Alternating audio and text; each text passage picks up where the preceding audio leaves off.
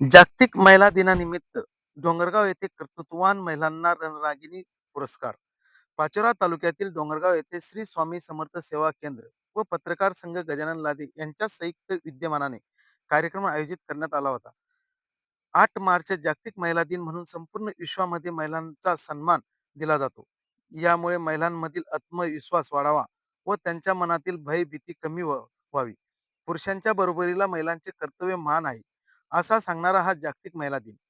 या कार्यक्रमाच्या अध्यक्षस्थानी पिंपळगाव हरेश्वर पोलीस स्टेशनचे सहाय्यक पोलीस निरीक्षक कल्याणी वर्मा मॅडम या होत्या. तर प्रमुख उपस्थितीमध्ये सामाजिक कार्यकर्त्या श्वेता सीमा विनोद पाटील तसेच उषाताई सुदाम वाघ, सरपंच खडकदेवळा. या कार्यक्रमाच्या निमित्ताने जवळपास 18 महिलांना रणरागिणी पुरस्कार देऊन सन्मानित करण्यात आले.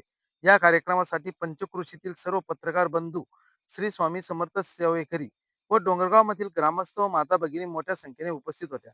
महिलांनी घाबरून न जाता अन्यायाविरुद्ध लढा देणे ही प्रत्येक महिलेचे कर्तव्य आहे, असा संदेश एपीआय कल्याणी वर्मा यांनी दिला.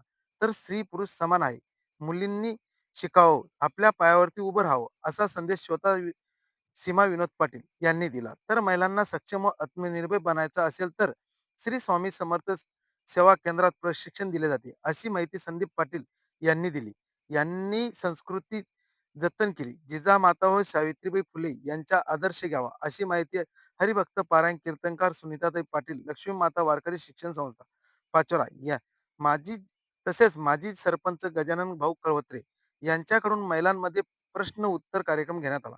या कार्यक्रमामध्ये जो उत्तर देईल त्या महिलेला बक्षीस वितरण करण्यात आले.